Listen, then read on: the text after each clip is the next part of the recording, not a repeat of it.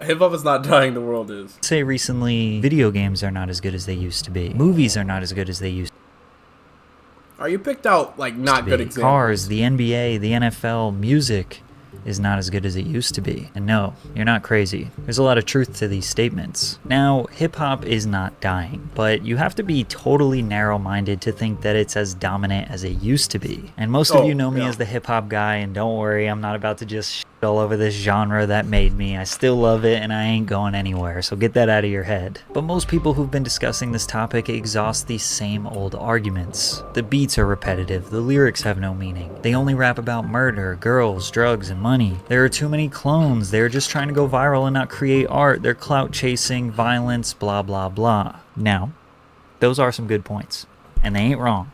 But the problem is so much deeper than that. The truth is, our world, our species, human civilization is advancing into something far more complex than what we used to be, and I know I'm coming off extremely pretentious. It's trash now because, like, I mean, I'm sure he's about to explain it, but, like, kind of like how he said already, though, where people are all trying to be like what was viral in the past. Nobody's like creating their own stuff. Like,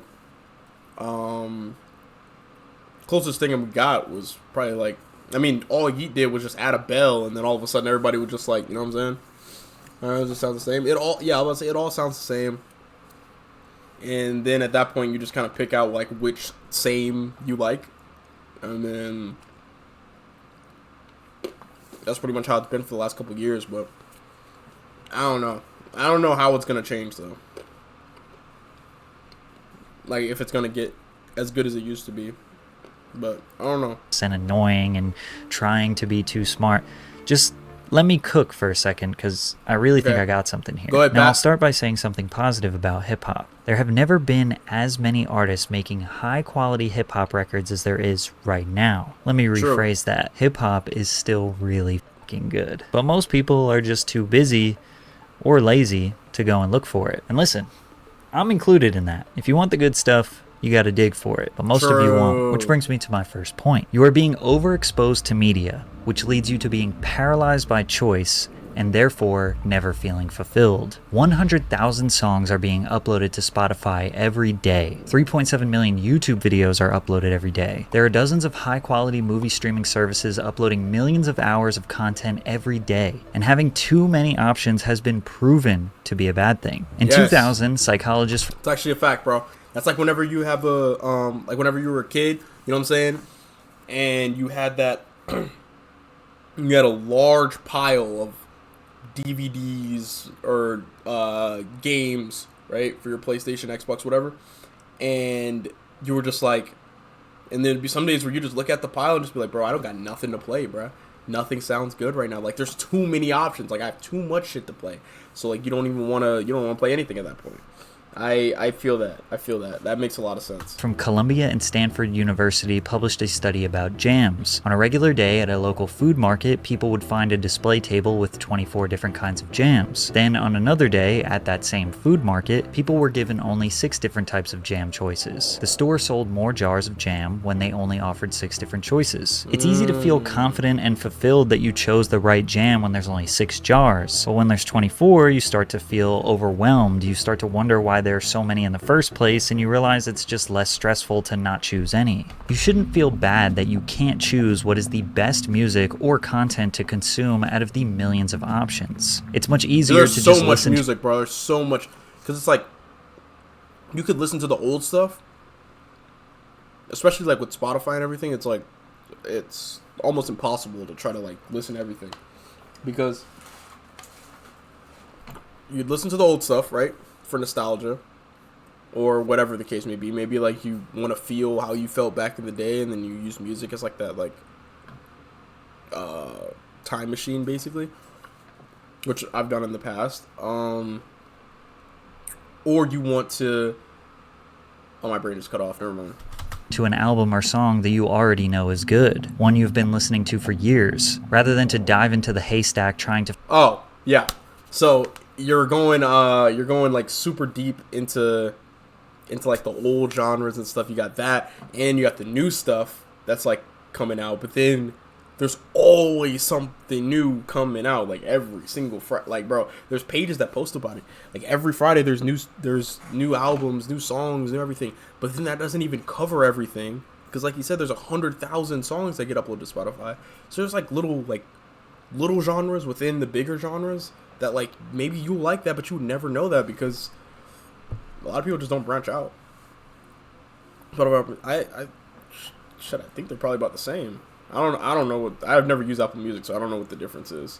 To find the needle that could be your new favorite song. And that's what most people are doing. In 2021, 70% of the USA market was listening to old music over new music. Yeah, but let's say you wanted too. to navigate the millions of songs uploaded every month. This is what that arduous process would look like. First, you'd have to stay up to date with hundreds of artists and when they are dropping, which means you'd have to follow some sort of social media page that promotes new music. But those pages generally only post what's considered popular, since they need likes and engagement on their posts so they can grow and sell promotion to labels and smaller artists. I'm not hating, life is expensive and I understand people gotta make money. I mean, this exact problem has destroyed countless music YouTubers. There used to be dozens of channels harvesting a community of music fans. Now there are only a few left because if you use 3 seconds of a song in a video, you get copyright claimed and they take your money. How are you supposed to make videos about music if you can't play the music? And if you can't make money off the video, it's too expensive and time consuming to put the care necessary to build a following. Every Aux Battle video I've uploaded since April has been demonetized, which I'm not gonna lie has kind of destroyed the series, which is why it's important for me to thank today's sponsor, Aura, for helping /PatrickCC. I seen it coming. Aura has many I seen other it coming, bro. I seen it. These data brokers are too weak for Then they have to follow the artist directly. But whenever an artist posts on their social media, new song dropped or out now, the algorithm actively hides the post because Instagram and TikTok do not want them posting anything that is going to take the user off their app and onto another. So even the artists that you follow and want to be notified when they drop won't show up on your feed. The only way an artist can get around this is paying for exposure through ads. Therefore, the artists with the most money, whether that be independent or signed to a major label, are the ones that end up on your feed. We all know that money doesn't buy talent, and 99.9% of the time, the talented artists don't have the money to rise to the top of the algorithm. So then the artists become desperate. And can you really blame them? They begin performing gimmicks and antics on TikTok to get a crumb of organic exposure, like making some stupid song that only people like as a soundbite in the background of other TikToks. And when the artist gets rewarded for this strategy, they do one of two things. They get resentful that people liked this stupid thing that they created for attention, and then they go back to making the actual music that they wanted to create, only for that music to fall on deaf ears because the listeners were never really fans of them. Or they continue to make gimmicks hoping to go viral again, leading to the repetitive cycle of nonsense that nobody actually likes. So then why are record labels signing these gimmicks? No, that's like literally what we were watching whenever we were talking about Doja Cat. Look at Lisa the Free Man, people pay. Oh, yeah, I guess that makes sense. Yeah, you can't listen to Apple Music for free. Knowing that they don't really have that much to offer. Won't a label make more money off the next Tyler the Creator, J. Cole, or Kendrick Lamar? Well, yes, but that's way too risky. For around 100 years, an artist had like one way to make a music career possible. They would record a demo, perform shows in the closest city to their home, and hopefully gain a reputation for being a promising talent. Maybe they would get the attention of a radio or club DJ and get their music broadcasted to a larger but still generally localized market. Then music labels hired A&Rs to scout talent like a football coach, going city to city visiting small clubs, bars, and listening to local radio stations to see who has potential for a record deal. If the artist was lucky enough to get a record deal, they would have a team dedicated to helping develop the artist, fine-tune their music, image, and creative direction, then push their music out to a national market and see what cities take a liking to their new talent. And as you can imagine, this was a massive time and financial investment, and record labels would continuously try and market these artists even if the fans weren't immediately impressed. Why? Because they believed in their talent and spent so much effort to discover and develop them. Labels would also scout and sign a wide variety of different talents because if one artist didn't work, well, it didn't make sense to push the exact same sound. These A&Rs were trained professionals. They were humans using their human experience to invest and promote what they think other humans would like. And now it's based on machines because everybody's trying to get in the algorithm, and the algorithm's going to push it to people who they think you're going to like because the algorithm is like in a box. That makes a lot of sense. The highest known. You get after you play a song, man. I don't even. Is YouTube Music like an app? I'd be forgetting YouTube Music even exists. And it worked like that, almost flawless. I mean, to be fair though, most of the people who are listening to Spotify probably aren't going to be listening to audiobooks or podcasts or radios. Like, most of the people. I'd probably say, like, I don't know what the number is, but I'd guess it's somewhere in, like, the 70%. Like, most of them are going to go to another app to listen to an audiobook or something. Flawlessly for like 80 years. Okay, flawlessly might be a little bit of a stretch. The old way made it basically impossible for a new artist or an upcoming artist to break through. Like, we were way too reliant on record labels. There were probably so many... It's actually very true. So there are, like, pros and cons with, like, the old way and the new way. Because the old way, it was, like, record label or die, basically. And now it's like, you can make it without a record label, even though it would be harder because you're promoting yourself.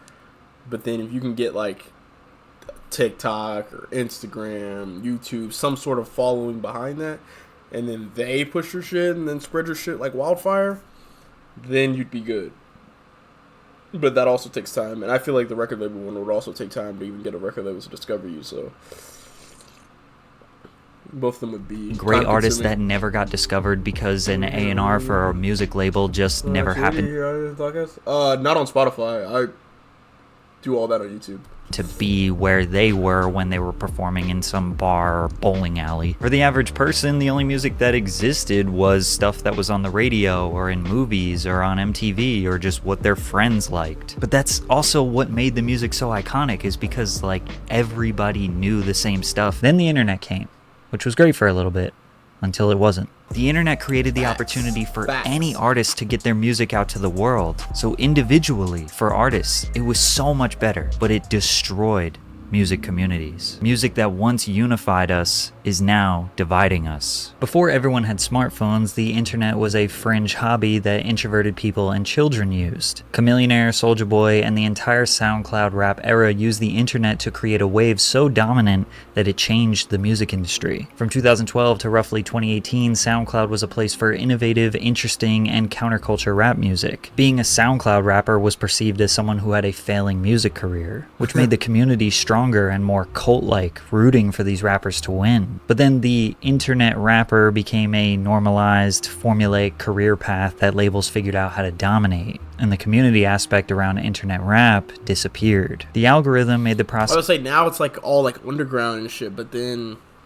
isn't underground ass now too? I'm not like a huge underground guy. Like I don't know like even where to start with all that.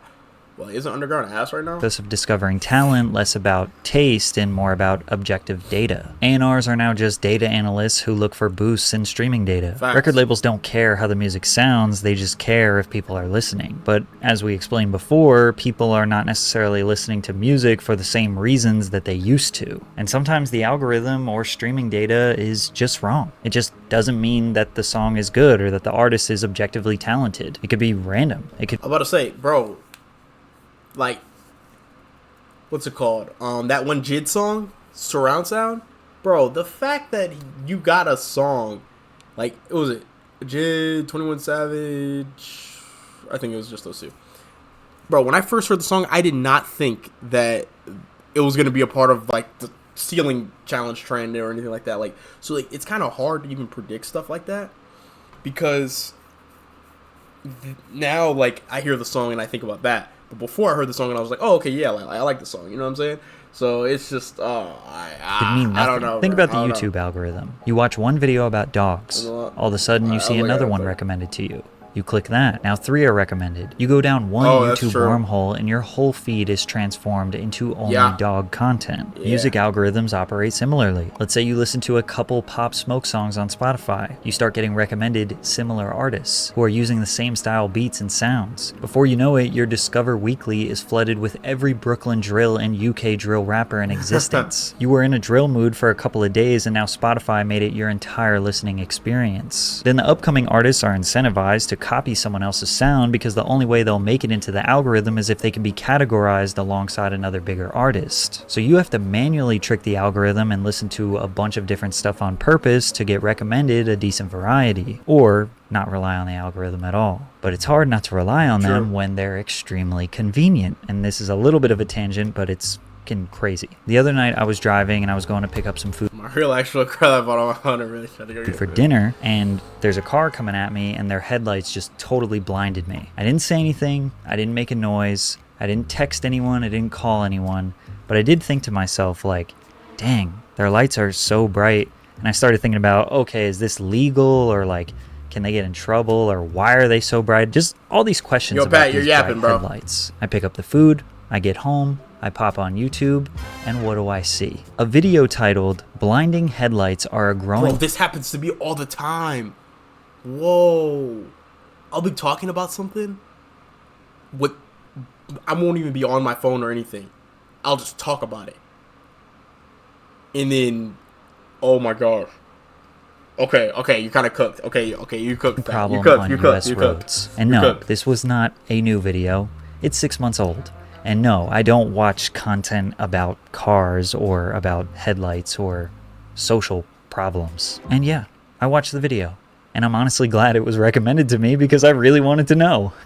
Like, aside from this being kind of scary and creepy, like, how is the algorithm inside my head?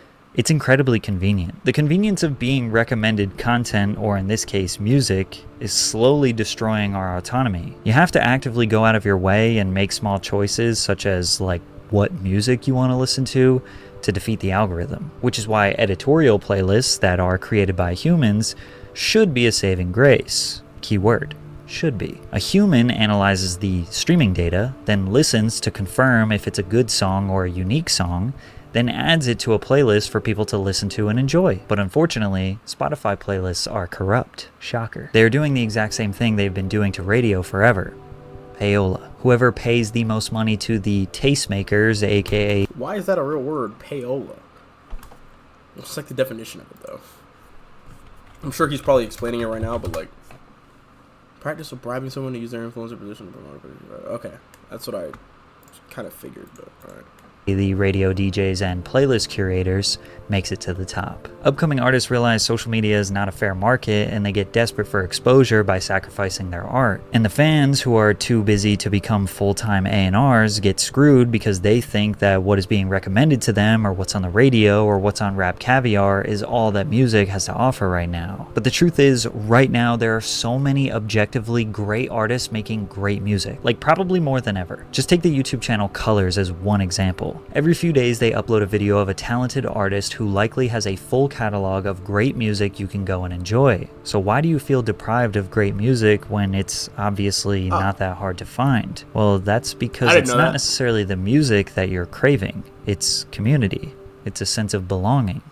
You have been lied to. You have been told that you should be more ambitious. You should be a boss, a hard-working Sigma grindset demon chasing a life filled with experiences, material things, Sigma and forget all that grindset. having a family simple life nonsense. Young people feel this pressure. We feel like no matter what we're doing in life, it's not as good or as fulfilling as what it could be. I mean, just open any social media app and you'll be overloaded with all the amazing things you could be doing. In fact, you probably got this grindset mentality not from people in your neighborhood or the people who've been stuck in your town for generations, but rather other people online. Over half of Americans spend more than 50% of their time online, and although we are more connected than ever digitally, we still feel alone. 34% of Americans expect to spend more time by themselves, with 37% saying they don't interact with anyone at least once a week. Now, most of us are alone because most of us don't really have a third place. Think of your home as your first place where you spend, you know, most of your time. And then work or school as your second place. Where is your third place? A home away from home, my third place is where Twitch. people feel comfortable and at ease. A place where you can pop in and out with little or no money. Coffee shops, barbershops, pubs, plazas, recreational spaces, YMCAs, parks, record shops, skate parks, hangout spots where we would bump into acquaintances,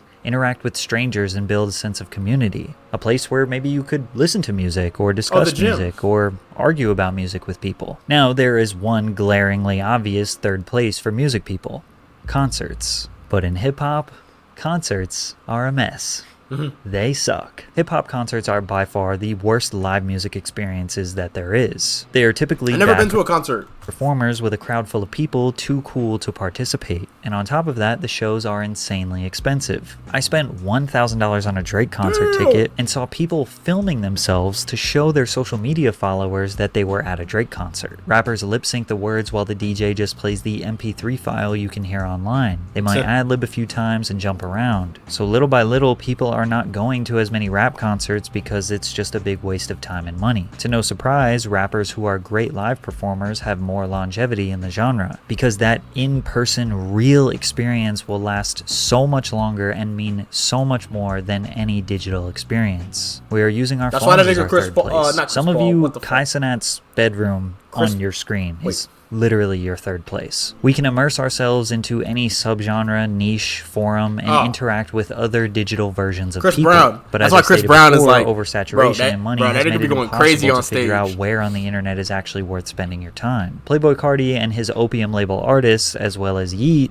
are dominating right now because they built a community. The fans have basically a dress code of Rick Owens, dog chains, and trench coats to look like Dark Souls characters. Yeat has invented his own language that the fans have written a dictionary for. They even have their own handshake. And yeah, sure, you might think it's cringe, but it's actually kind of beautiful. These fans feel like they belong to something. And they do. But it's so much harder to create this sense of community on the internet than it used to be, which is another huge reason why hip-hop is dwindling. Whereas genres like country, who are underrepresented on social media, have a very uniform aesthetic combined with amazing live shows, are thriving. Now I can almost guarantee Morgan Wallen, I ain't gonna lie, Morgan Wallen is him. I ain't gonna lie, you can't, there will Morgan be a Wallen top is him, comment bro. on this video that looks something like this. People have been saying rap is dying since the birth of rap. Mainstream rap has never been where the quality resides, and you know that. Now, this argument is right, but it's entirely missing the point. Yes, you could make an argument that the current state of hip-hop is better than it's ever been for individuals. If you want to do the hard work, you can discover hours and hours, thousands of literally Rap high-quality Caviar's playlist. It's literally Rap Caviar, bro. I'll be listening to the Rap Caviar playlist. This is songs quite to indulge literally in, what it and is you don't right really now. have to spend a fortune to do it, but you'll probably be alone because your friends and community are too busy to be full-time music enthusiasts, so they're just gonna keep listening to what's popular on Rap Caviar on the radio. They won't know any of the songs that you like, and you'll either have to listen to oversaturated, repetitive, and mind-numbing mainstream rap music, or be alone with your great music. And what good is music if you can't enjoy it, discuss it, or even argue about it with others? We want everyone to like what we like, or maybe we genuinely want to like something to fit in because we want to belong. But our society doesn't want us to all sing together and be unified. They want us divided and alone. Hip-hop is not dying. Community, belonging, friendship, togetherness, and humanity is. Gameloft is a All right, well, titan. that was a little. Have you- Okay, that was a little morbid. All right, Pat. I hate the whole cringe thing. If there are people having fun in the community, feeling like they belong, like you said, it's honestly beautiful. I mean, yeah, people are gonna call anything cringe though. Like, you just take that shit on the shoulder and keep it pushing, bro. I ain't gonna lie, like, it ain't that deep. You know what I'm saying? It ain't that deep. People saying rap is the birth of I've never seen. He has the exact same comment on there. That community, belonging, friendship, together, and humanity is. Yeah, that's tough. Because that's actually true. I mean, is people bite each other's sound. It used to be a career killer back in the day. Facts, bro. Bro, everybody be sounding like each other, bro. That's so crazy. The songs they get in a day. Well, it's 10,000 songs. It's reasonable. Jesus. Longest playlist ever?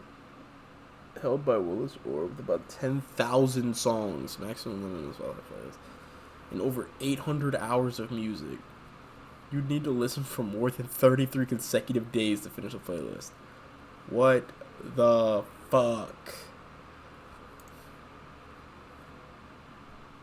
The song is 138 hours.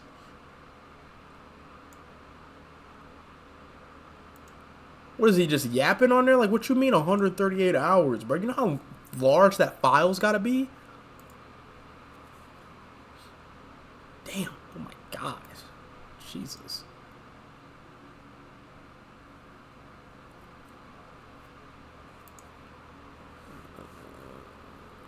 Current record holder is Old Town Road? Really? For most weeks at number 1 in 19 weeks? That is crazy. Old Town Road did have the world, like, in a chokehold for a little bit. I ain't gonna lie. But that's just one of those examples, though, bro, where, like, the music is really good and it grabs the attention of everybody all at the same time. Because there's sometimes where that shit just doesn't happen that way, and then you gotta, you know, fish for it. But if it's something where everybody can experience it all at the same time, that's whenever it's like something